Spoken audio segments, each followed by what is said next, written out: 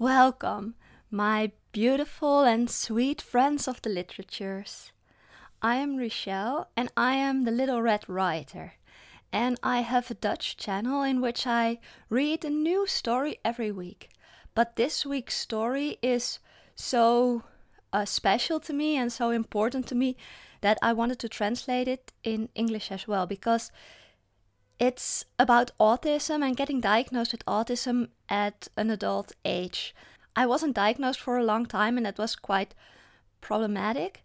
And then when I got the right diagnosis, it was like overall it was a relief to finally get that right diagnosis and to get like that, like it was a secret code and now I could use to translate the world. So I could understand why people were different from me. But like that very, very first moment, that very first day, it wasn't a relief yet. It was just this confusing mess, and both for me as well as for my partner. And so this story is about those very first moments after you get your diagnosis. I hope you have fun listening to my story, Diagnosis Autism. And also, English isn't my first language, as you probably can tell by my accent, and I really love to improve my pronunciations, so feel free to give me some helpful critiques. I really don't like a lot of negativity in the comments, so, please be kind when you're helping me improve my English. Also, if you want me to translate more stories in English, leave a like and a comment and let me know, because I might just have more stories to translate. So, have fun! You're going to listen to the story Diagnosis Autism. Written and read out loud to you by Richelle and Aidens.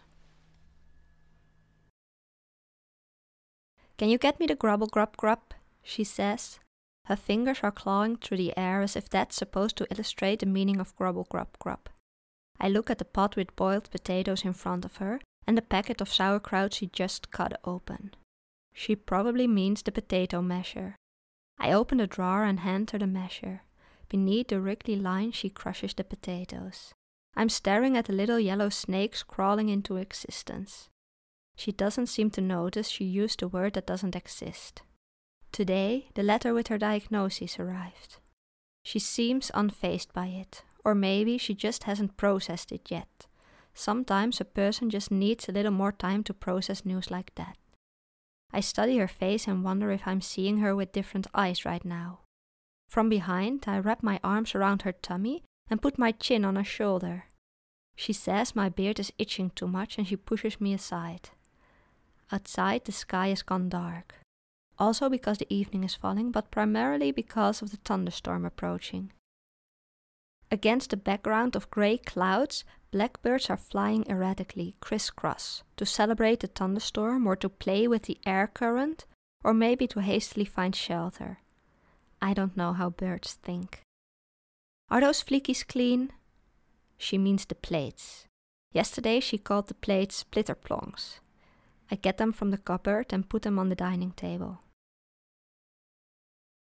When we're eating our dinner, she suddenly gets up from her chair. She opens the curtains that usually stay closed to block out the bright sunlight. With a devoted adoration, she stares at the dark turmoil of clouds. She only rarely looks at me with that look. Or if she does, I'm never allowed to see it. Eye contact frightens her. In our whole 10-year-long relationship, she only looked at me directly 3 times.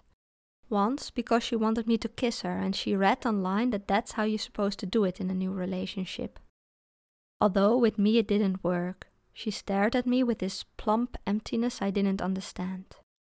To be perfectly honest, the look in her eyes in that moment was quite threatening.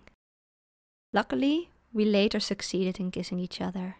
A few dates later she just said, "Menno, I would maybe really like it if you kissed me. That is, if you're on board with that, of course."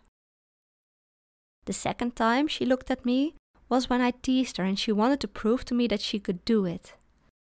Then there was an almost aggressive look in her eyes. The third time she was just joking around. She was mocking some actors in a movie and looking at me with that same swooning devotion on her face. She could mimic the glance of the actress so perfectly I got butterflies in my tummy. But I didn't tell her that. I just laughed because she made a joke. That's how it works. After a joke, you laugh. I take a bite of my smoked sausage. The skin breaks beneath my teeth and hot lard drizzles over my tongue. I warn her that the sausage may be a little bit too warm for her still. On our second date, after I made the pun, she produced a cute giggle. It was quiet for a moment, but then she told me that she just giggled because she liked me and she didn't want to chase me off. But that she didn't like my joke and that she felt better off telling me right away, so down the road she wouldn't be stuck in a marriage with a guy making puns all the time. Without paying attention, she spooned her sauerkraut mash into her mouth. Whenever she finds a piece of potato that wasn't smooth enough, she spits it out. 4 lumps of potato are already lying there, neatly arranged on the rim of her plate. The sausage she cuts up in tiny slices to cool down quicker. Together we stare at the apartment building across the street. She claims she can already hear the thunder. I hear nothing. We're looking at the balconies with the lawn chairs and the little potted plants. There's the balcony with the giant inflatable giraffe and the balcony with the party flags that have been fluttering in the wind for months. Nowadays, if someone says, "Life's a party, but you have to put up the decorations yourself," her default response is, "You can't have a party every day because then your decorations get moldy and gross." Some people think she means something poetic by that it's a metaphor. But I know she's literally referring to the party flags of our neighbor in the apartment building across the street. We're waiting for the thunderstorm that remains elusive. The sky is clearing up. Our plates are empty. Well, mine is empty. Hers still has half a circle of potato chunks and also a lump of lard from a sausage that she deemed too dense. She has been like this for years, and for years I have loved her because of all of her idiosyncrasies. Her made-up words, her obsession with thunderstorms, her lack of eye contact, her quirky eating habits. Now she isn't Nora with her idiosyncrasies anymore. Now she's Nora with the diagnoses. "I'm still the same person," she said this afternoon before opening the envelope. "I'm still Nora, regardless of what's in that flump, right?" And I nodded to reassure her. Together we read the letter. The second line stated what she's been suspecting for 1.5 years now. Autism spectrum disorder. "Okay," she said quite aloof. "So I was right." She folded the letter, put all the papers back in their envelope and put the whole thing on top of the pile of administration, where paid bills and birthday cards are both waiting to be filed away indefinitely. "Are we going to watch telly, then eat chips, then shower, brush our teeth and go to bed?" she asks. I nod. "As we do every night," I say. I sound more angry than I would have liked. "I'm sorry," I say. "Why are you apologizing?" she asks. "I didn't mean to sound curt." "Oh," she shrugs. "You were? I didn't even notice. Are you angry with me?" "No," I say. "I wasn't curt out of anger." I don't know why I did sound curt then, and I don't give her the opportunity to ask. We're going to watch telly, eat crisps, brush our teeth and shower. "Shower and brush her teeth," she said, chuckling as if I'd just made the best joke ever. "First shower, then teeth. Not teeth, then shower." Was this part of her autism too? She seemed to be having so much fun. In her mind, it was hilarious that someone would first brush her teeth and then hop in the shower. I thought she was cute and endearing. I wanted to wrap my arms around her and cover her face in little butterfly kisses. I wanted to say more wrong orders to make her laugh even louder.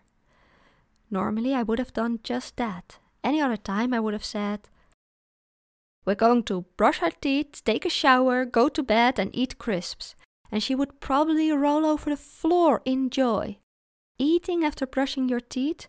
Crumbling crisps in bed? It was unimaginable. Today I say nothing of the sort. I just wonder whether this is an idiosyncrasy I'm allowed to love, or whether this is a symptom too. She says she can't find the grumble grub and I join her in looking for the remote control. On the couch she snuggles up to me. She pulls her blanket up to her chin and rubs the soft fuzzy edge against her cheek. Sometimes she rubs that edge against my cheek, when she thinks I'm sad and tired, when she thinks I need a little bit of soothing. Is she in need of soothing right now? Is she sad? Is this rubbing of the blanket how she processes the news from the letter? The television is on a very low volume and the colors are muted. When we just bought the television, she played around with the settings, so it's low in contrast and low in saturations. Bright screens just give everybody a headache, she said. Maybe only she gets a headache. Maybe that's a symptom of her autism too. I'm shaking my head. A person should be able to enjoy less saturated television screens without it being labeled with a diagnosis, right? I myself have come to appreciate the dimmer screen too. Whenever I'm watching soccer at a friend's house, I always return with tired and burning eyes. I feel like an incompetent detective. Everything can be a symptom. The rubbing of her blanket against her cheek, how she's chewing on a string of her own hair, or the fact that she wears her socks inside out by default because otherwise the seam across her toes hurt her. If you take away every possible symptom from the equation, what is left? Who do I love? Do I love her or do I just love her diagnosis? Do I love a disability? Disability, that word keeps on lingering in my mind. That word doesn't fit my Nora. It's not a disability to say flopperty flop or quatsy quats. It's not a disability to avoid eye contact or to be enthused about a good thunderstorm or to wear your socks inside out. I hold her hand in mine and stroke her knuckles. I flopperty flop you, I say, just the way you are. She looks at me. For the 4th time in all those years we've been together, she looks at me. Not teasing, not obstinately, not mockingly in love, but with a certain level of helplessness. You're sad, aren't you? I ask. I don't know, she said. I don't even know. Do you reckon that's part of it too, not knowing how you feel? It's part of you, I say. It's part of Nora, and you're perfect just the way you are, regardless of whether your characteristics would qualify for whatever diagnosis out there. She puts her head on my shoulder. She pulls the blanket up to my face and gently caresses me, as if I'm sad, as if I'm in need of soothing. Maybe she's right. Maybe I am. I don't know either, I say. We both don't know what to feel or what we're supposed to do next, so we just keep on sitting there, on the couch, not knowing it together. Through the window we see the sky turning pink. She gets up and closes the curtains. No outside world, just the two of us. You have listened to the story Diagnosis Autism, written and read to you by Rochelle N. Adens. Thank you so much for listening to my story, and please, if you like the story, leave a like and a comment and support me and support the local autism community in your area, because it's so important to create an accepting and an inclusive society for all people in the world. So, if you want me to translate more stories in English and if you can bear to hear past my accent, please let me know and I will, because I do have a lot of stories and, you know, I'm making these movies anyway, so it's only a tiny little bit more of energy to do them in English as well. So please let me know.